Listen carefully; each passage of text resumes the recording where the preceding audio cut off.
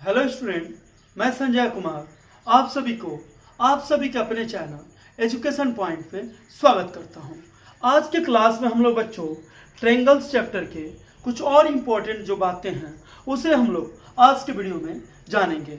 ये बात आपको बता दें बच्चों, यदि आप लोगों ने हमारे जो ट्रायंगल्स चैप्टर का जो पिछला वीडियो था यदि उसे आप लोगों ने नहीं देखा है तो प्ले लिस्ट में जाएं, उसे आप लोग देख लें ताकि आपको एग्जाम में यदि कोई ट्रायंगल से रिलेटेड कोई भी प्रश्न मिलता है तो उसे आपको सॉल्व करने में कोई भी परेशानी ना हो। ठीक है ना बच्चों। तो आज हम लोग पढ़ेंगे criteria for similarity of two triangles.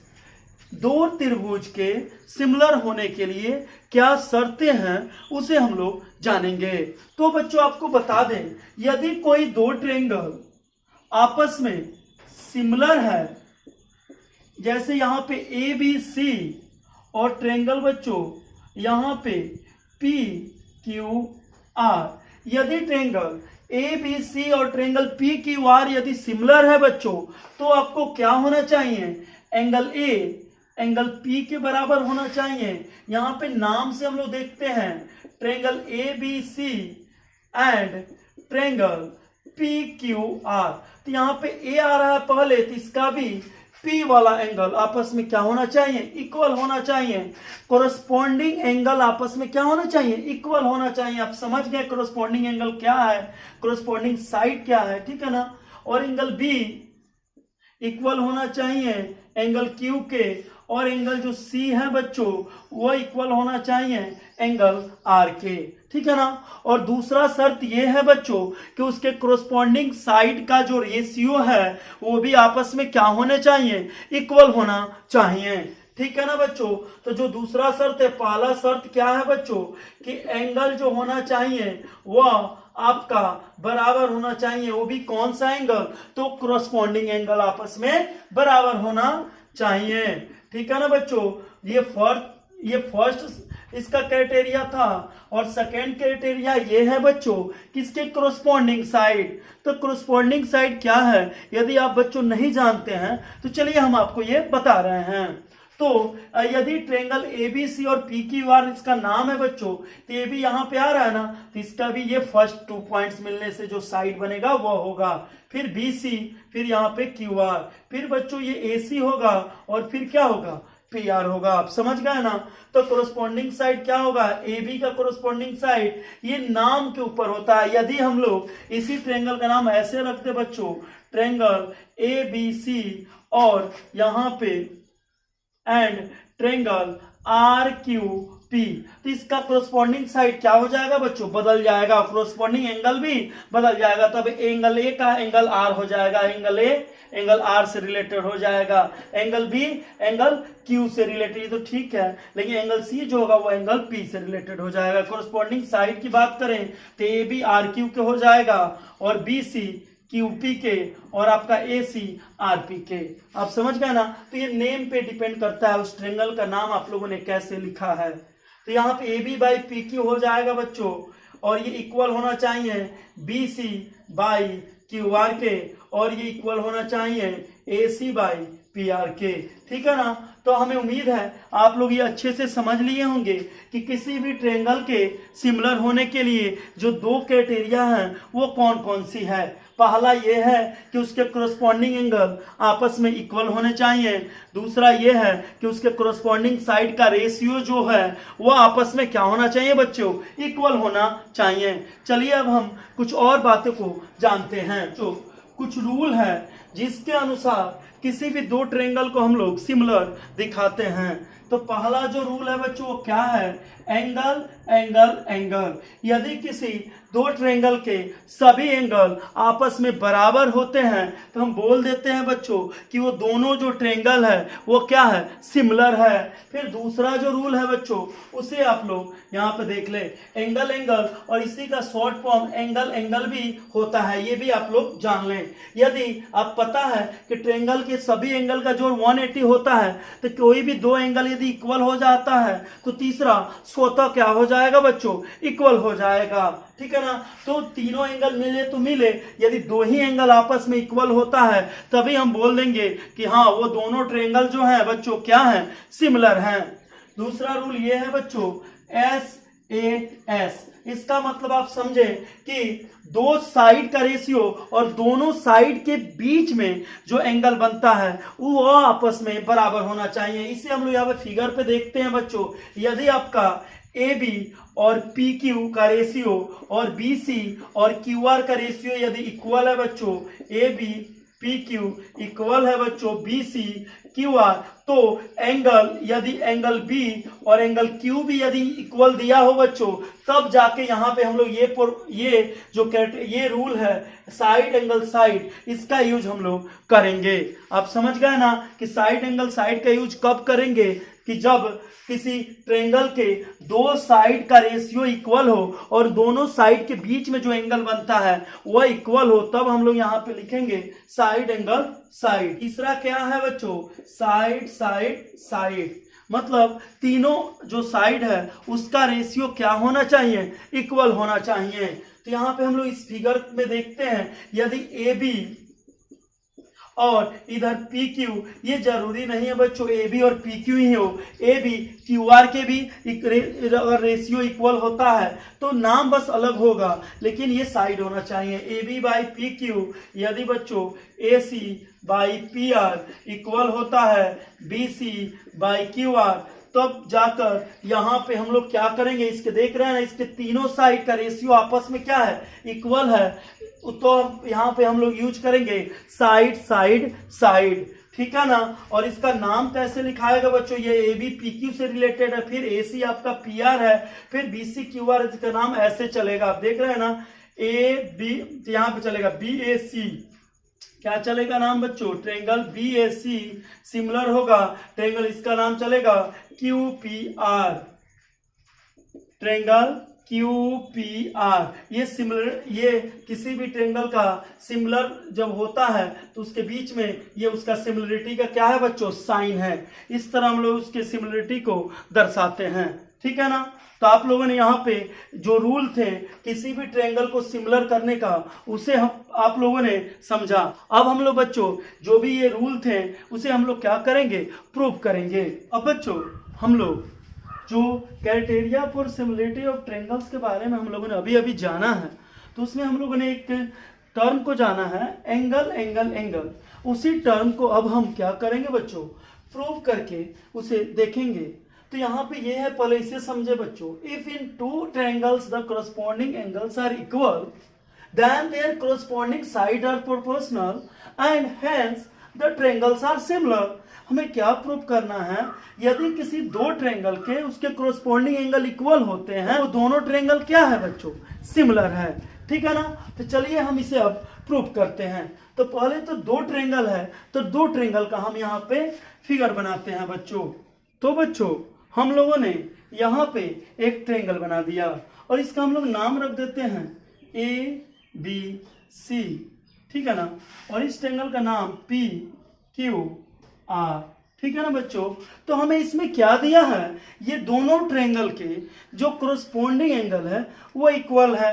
तो हम इस ट्रायंगल का अगर नाम रखते हैं बच्चों, तो यहाँ पे हम रखते हैं कि in triangle ABC and triangle PQR में हमें क्या गिवन है बच्चों, क्या दिया हुआ है, किसके करस्पॉन्डिंग एंगल इक्वल हैं। तो करस्पॉन्डिंग एंगल APBQCR यही ना होगा। तो हमको इसमें मिला है कि एंगल A जो है वह एंगल P के इक्वल है, एंगल जो B है बच्चों वह एंगल Q के इक्वल है, और जो एंगल यहाँ पे C है बच्चों वह एंगल R के इक्वल है, ठीक है ना। तो यहाँ पे हम लिखते हैं angle A equal angle P, angle B equal angle Q, angle C equal angle R, ठीक है ना बच्चों। तो हमें यहाँ पे क्या करना है, इसको सिमिलर प्रूव करना है, ठीक है ना। तो चलिए, तो देखिए बच्चों, जब हम यहाँ पे एंगल एंगल एंगल को प्रूव करते हैं तो दूसरे जो सिमिलरिटी का रूल है उसका यूज करके हम क्या करते हैं, इसको प्रूव करते हैं, ठीक है ना। तो चलिए हम यहाँ पे देखते हैं, ठीक है। तो बच्चों हम क्या करेंगे, यहाँ पे जो साइड के बारे में अगर हमें देखना हो तो हम ये बोल सकते हैं जो AB छोटा है और पी क्यू क्या है, बड़ा है। तो हम क्या करेंगे बच्चों, एक पी क्यू पे एक ऐसा पॉइंट लेंगे बच्चों जो ए बी के क्या हो जाए, इक्वल हो जाए। तो मान लीजिए हम बच्चों यहाँ पे एक पॉइंट एन ले लेते हैं जो पी एन जो है वो ए बी के इक्वल है, और आपका पी आर पे एक पॉइंट हम बच्चों एम ले लेते हैं जो ए सी के इक्वल है, और यहाँ पे इसको हम लोग क्या कर देते हैं, मिला देते हैं। तो यहाँ पे बच्चों हम कंस्ट्रक्शन जब करते हैं तो हम क्या करते हैं कि एक पॉइंट एन पी क्यू पर लेते हैं इस तरह कि हमारा जो पी एन है वह किसके इक्वल हो जाए, ए बी के, और हमारा जो पी एम है बच्चों वह किसके इक्वल हो जाए, ए सी के।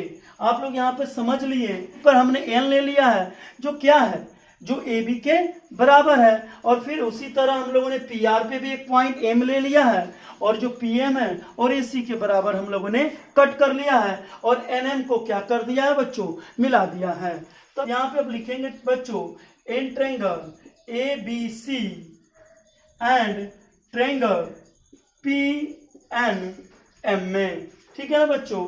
तो ए बी सी और पी एन एम में हमें क्या भी मिला है, कंस्ट्रक्शन से हमें बच्चों ए बी जो है वो पी एन के इक्वल है, और आपका जो ए सी है बच्चों वो पी एम के इक्वल है, और जो एंगल ए है वो एंगल पी, ये दोनों आपको क्या दिया हुआ है, गिवन दिया हुआ है। तो आपके कॉन्ग्रुएंसी का रूल आपको पता है, यदि किसी दो ट्रायंगल के दो साइड इक्वल हो और उनके बीच का जो एंगल है वो भी इक्वल हो, तो एस ए एस से वो दोनों ट्रायंगल क्या हो जाते हैं, कॉन्ग्रुएंस हो जाते हैं। तो यहाँ पे हम लिख सकते हैं triangle A B C congruence है ट्रायंगल पी एन एम, ठीक है ना बच्चों। किस रूल से, तो साइड एंगल साइड से। अब समझ गए ना, जब दो ट्रायंगल कॉन्ग्रुएंस हो जाते हैं बच्चों तो कुछ मिलता है, क्या मिलता है, उसके कोरोस्पोंडिंग एंगल आपस में इक्वल होते हैं। कहने का मतलब कोरोस्पोंडिंग पार्ट इक्वल होता है, किस रूल से, तो सीपीसीटी आप पढ़ चुके होंगे।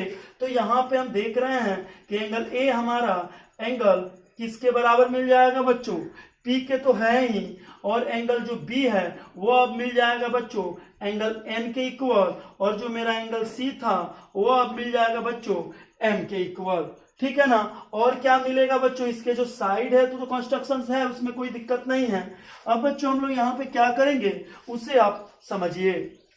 जब बच्चों b बराबर n हो गया, यहाँ पे ये b बराबर n हो गया, और b बराबर जब q है तब क्या देख रहे हैं बच्चों, n और q भी आपस में क्या हो जाएगा, बराबर हो जाएगा ना।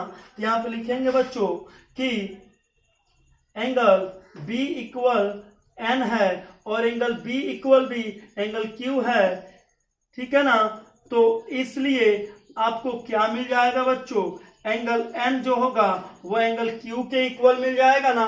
फिर उसी तरह हम लोग यहाँ पे ये भी लिख सकते हैं बच्चों, एंगल c जो है एंगल m के बराबर है, और एक बार एंगल c जो है एंगल r के बराबर है, इसलिए यहाँ पे जो एंगल m होगा वो किसके बराबर हो जाएगा, एंगल r के बराबर ना हो जाएगा। तब आप लोग यहाँ पे देख रहे हैं कि ये जो एंगल है इसके बराबर हो गया, और ये जो एंगल है इसके बराबर हो गया। तब हम क्या हो गया बच्चों, ये जब एंगल बराबर हुआ तो इसे कोरोस्पोंडिंग एंगल ना बोला जाता है। तब ये कोरोस्पोंडिंग एंगल जब इक्वल है बच्चों तो आपको क्या मिल जाएगा, एनएम जो है वो किसका जाएगा। तो यहाँ पे हम लोग लिख देंगे, इसलिए जब इसके कोरोस्पोंडिंग एंगल इक्वल है तो हमें क्या मिल गया बच्चों, जो एनएम है, जो क्या है एन एम है, वो पैरेलल आपको मिल गया किसके बच्चों, क्यू आर के। लेंगे बच्चों in triangle P Q are में, ठीक है ना। In triangle P Q are में बच्चों आपको क्या मिल गया है कि एन एम जो है वो पैरेलल है क्यू आर के। तो इसलिए आपको पता है कि किसी भी ट्रायंगल में यदि कोई साइड किसी तीसरे साइड के पैरेलल हो तो जो दो अन्य साइड होते हैं उसको क्या करता है, सेम रेशियो में बांटता है, थेल्स थ्योरम से। तो इसलिए बच्चों यहाँ पे हमें क्या मिल जाएगा, P N by P Q equal हो जाएगा P M by P R. और पी एन किसके इक्वल है बच्चों, यहाँ पे आप देख रहे हैं कि जो पी एन है वो किसके इक्वल है, ए बी के। इसलिए यहाँ पे लिखा जाएगा A B by P Q equal हो जाएगा। और PM किसके इक्वल है बच्चों? AC के ना, तो AC बाई क्या लिखा जाएगा? PR का। ठीक है ना बच्चों? तो ये इक्वेशन मान लीजिए 1 मान लेते हैं। ठीक, जब हम लोग ऐसे कंस्ट्रक्शन करेंगे, यहाँ पे एक और ट्रायंगल बनाएंगे, थोड़ा सा फिगर में यहाँ पे देख लीजिए। ठीक है ना? अगर हम ये A है, ये B है, ये C है, ये P है, ये Q है और ये R है बच्चों। एक बार हम लोग ऐसे इसका कंस्ट्रक्शन करते हैं, यहाँ पे हम लोग M लेते हैं, जो किसके बराबर हो जाता? यहाँ पे चाहे इसका नाम M ही रहता बच्चों, M, और इसका क्या नाम N, तो AB किसके बराबर हो जाता? QM के, और BC QN के। तो हमें एक बार और उसी तरह क्या रिलेशन मिलता? सब ये प्रोसेस हम लोग करते और करने के बाद हमें फिर मिलता क्या? MN जो है PR के पैरेलल मिलता। और हम क्या लिखते बच्चों? QM बाई QP इक्वल होता QN बाई QR होता ना। तब हम लोग क्या करते हैं, यहाँ पे QM के जगह पे AB पुट कर देते हैं और QN के जगह पे हम लोग बच्चों BC पुट कर देते हैं। ठीक है ना? तो हमें एक और रिलेशन मिल जाता। क्या मिल जाता? AB बाई PQ मिलता कि नहीं मिलता? और बच्चों यहाँ पे मिलता हमें, इसका नाम तो हम BC रख देते हैं, तो क्या मिलता? BC by QR। आप देखें ना, तो यहाँ पे AB बाई PQ एक बार AC बाई PR के मिल जाता। और फिर जब इस तरह सॉल्व करते एक बार और, तब हमें क्या मिलता बच्चों? AB by PQ BC by QR। ठीक है ना? तो ये इक्वेशन 2 है बच्चों। तब हम लोग यहाँ पे क्या लिख देते हैं कि फ्रॉम इक्वेशन 1 एंड इक्वेशन 2 से हमें तीनों साइड का रेशियो क्या मिल जाता? बराबर मिल जाता ना। तो हम यहाँ पे लिख देते हैं AB बाई PQ इक्वल हो जाएगा एक बार बच्चों AC बाई PR इक्वल है BC बाई QR के। ठीक है ना? तो आपने देखा कि इसका AB PQ के इक्वल है, इसका AB और PQ का रेशियो, BC और QR का रेशियो, AC और PR का रेशियो आपस में क्या है? बराबर है। तो हम यहाँ पे लिख देंगे बच्चों कि इसलिए ट्रायंगल ABC क्या है बच्चों? सिमिलर है ट्रायंगल PQR। किसके द्वारा? तो साइड साइड प्रॉपर्टी से। आप जानते हैं ना, कोई भी सिमिलर ट्रायंगल होने के लिए क्या होना चाहिए? कॉरस्पॉन्डिंग साइड के रेशियो आपस में क्या होना चाहिए? इक्वल होना चाहिए। तो यहाँ पे हो गया ना। तो हम लोगों ने यहाँ पे बच्चों एंगल प्रॉपर्टी को क्या कर लिया? प्रूव कर लिया। ठीक है ना? तो वीडियो लंबा ना हो इसलिए हम लोग यहाँ पे एक ही प्रॉपर्टी को आज लिया है। हम लोग फिर बच्चों नेक्स्ट वीडियो में हम लोग इसके जो दूसरे सिमिलरिटी का जो रूल है उसे भी हम लोग प्रूव करेंगे। ठीक है ना? तो आज के लिए इतना ही। यदि आपको आज का वीडियो अच्छा लगा हो तो लाइक करें, इसे सब्सक्राइब करें